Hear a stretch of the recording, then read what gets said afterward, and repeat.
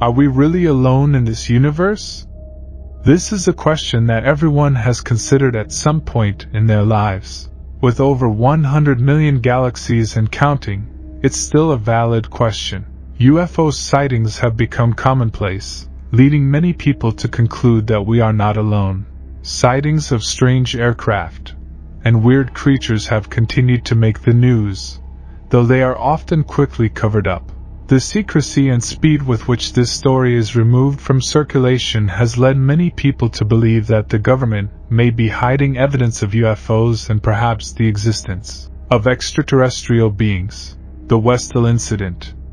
The Westall incident occurred in 1966 and is reported to be the largest mass UFO sighting ever recorded. This incident occurred when approximately 300 students and some staff members at a school in Melbourne witnessed multiple UFOs flying silently through the air before landing in a nearby field. Although there has been much speculation about this incident over the years, there is one testimony that stands out among the many eyewitness accounts. The testimony was from a science teacher at the school. He was alerted to the UFO event by a hysterical student and ran outside to see what all the commotion was about, and everything changed in that moment. Andrew, the science teacher, was skeptical and viewed the UFO sightings as mere hoaxes. But when he saw what he described as a car-sized object with a metal bar protruding into the air, he had a quick change of heart. Andrew explained that he witnessed the most amazing flying object he had ever seen. He explained that every time he tried to get closer to the object, it would slowly accelerate, and then rapidly accelerate before moving away from them. This occurred for about 20 minutes before the aircraft disappeared completely from sight. The principal tried to prevent anyone from talking about the incident, even going so far as to threaten harsh punishments. But surely you don't expect kids who had the privilege of seeing an alien spaceship to keep quiet about it. The Mount Rainier Incident. Kenneth was traveling on a privately owned plane when he suddenly saw a bright light flash on one of his wings. He looked around and noticed a string of 9 unidentified flying objects approaching Mount Rainier.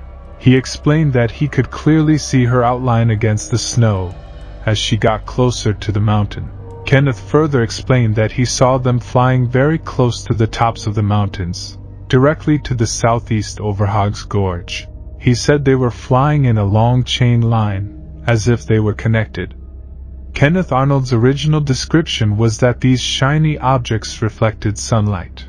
Furthermore, he claimed that the flying objects were about 20 or 25 miles away, give or take, and that he could not see a tail on them. Kenneth watched as the chain of saucer-shaped objects flew for about 3 minutes, zigzagging between the high mountain peaks.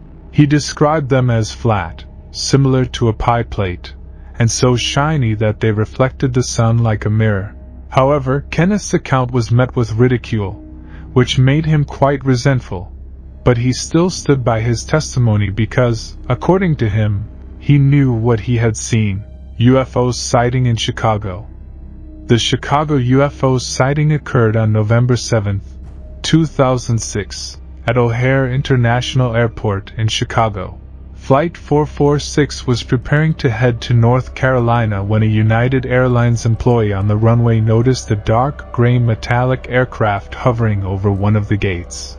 He must have raised the alarm, because about 11 other employees and some non-airport staff admitted to seeing this flying saucer minutes before it disappeared. Witnesses claimed that the sighting occurred at around 4:15 p.m., and that the aircraft hovered over the gate for about 5 minutes before rapidly ascending into the sky. One begins to wonder how the Frisbee managed to hide from the birdwatching radars of the airport control center.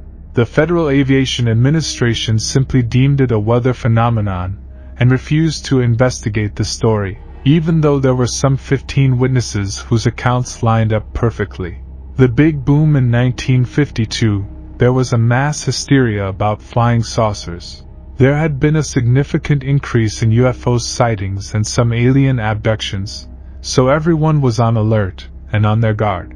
Washington, D.C. was known for these rumors, and the Big Boom was one of the biggest stories. There were so many reports of unidentified flying objects circulating that a special Air Force intelligence unit had to be deployed to investigate what was happening in Washington airspace.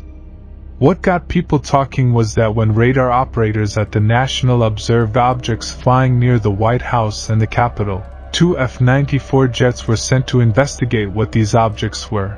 When the planes approached the mysterious objects that appeared on their radar, the objects simply disappeared.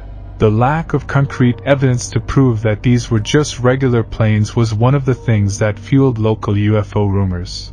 It also fueled the conspiracy that the government was hiding evidence proving the existence of extraterrestrial life, event known as the disappearance. In this story we will relive how Australian pilot Frederick Valentic disappeared without a trace under suspicious circumstances. On October 21, 1978, Frederick was part of a training flight. During the flight, Frederick radioed Melbourne Air Traffic Control to inform them that he was accompanied by an aircraft that was flying about 1,000 feet above him, and that it was also having engine trouble. Air Traffic Control responded that there were no aircraft with him, at least none that they could detect. Frederick radioed back to the control room explaining that he was in fact being followed and that he could see a large aircraft overhead with 4 bright landing lights. He explained that his first thought was that another pilot was pulling a prank on him, but a training flight was a terrible time to prank any pilot. Furthermore, he reported that the mysterious aircraft was orbiting him and had a green light. When Air Traffic Control tried to get more details by asking him what type of aircraft it was, Frederick replied that it wasn't exactly an aircraft, and as soon as he said those words, the transmission was interrupted with a metallic scraping sound and poof! All contact with the control tower and Frederick's aircraft was lost. Meticulous sea and air searches were made to find Frederick and his plane missing from him. Because not only was the transmission lost, he was never seen or heard from again. All measures taken to find the lone pilot proved unsuccessful. To this day, no one knows where the pilot Frederick is or could be. Numerous theories have been put forward to unlink Frederick's disappearance from UFOs, but all were sufficiently discredited because they had no physical evidence to back them up. Frederick's disappearance was widely attributed to a UFO, not only because he disappeared without a trace, but because there were many other reports of UFO sightings that night in the same region where he disappeared with his plane. This, of course, leaves more questions than answers, but we all love a good mystery.